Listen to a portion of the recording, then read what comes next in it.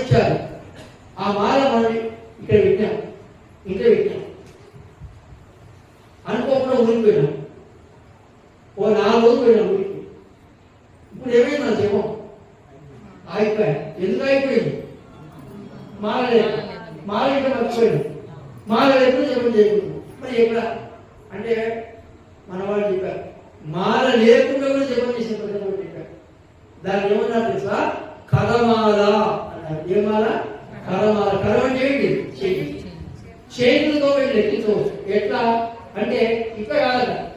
ఈ ఉంగరం వేలు ఉంది కదండి, ఉంగరం వేలు, ఓకేనా? ఇది ఉంగరం వేలు, ప్రతి వేలులో 3 కట్టులు ఉన్నాయి. ఉంగరం వేలు మధ్య కట్టి స్టార్ట్. ఇది ఫస్ట్ 1, ఇక్కడి నుంచి కిందికి రాండి 2, ఇక్కడి నుంచి పక్కకు రండి 3, పైకి రాండి 4, పైకి రాండి 5, మళ్ళీ పైన తిరగండి 6, ఈ పైన తిరగండి 7, ఈ పైన తిరగండి 8, ఇక్కడ దిగండి 9, ఇక్కడ దిగండి 10. అయిపోయింది. ఇంతే. మళ్ళీ ఉంగరం వేలులో టచ్ కాదు, ఇది టచ్ కాదు.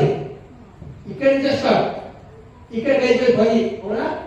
ఉంగరం వేలు మధ్య నుంచి ప్రారంభం చేసి కిందికి వచ్చినాం, మళ్ళీ పక్కకి జరిగినాం, మళ్ళీ పైకి వెళ్తున్నాం, ఇంకా పైకి పోతున్నాం, ఈ పైన తిరుగుతున్నాం, మళ్ళీ ఈ పైన తిరుగుతున్నాం, ఈ పైన తిరుగుతున్నాం, మళ్ళీ దిగినాం. 10 కదండి. ఈ 10 అయితే ఎన్నైనట్టు? ఒక ఆవు ఇక్కడ 1, ఇక్కడ కౌంట్ చేసుకోండి. మళ్ళీ 10 2, 3, 4, 5, 6, 7, 8, 9, 10. ఓకే అయిపోతుంది. ఇప్పుడు ఏమైంది?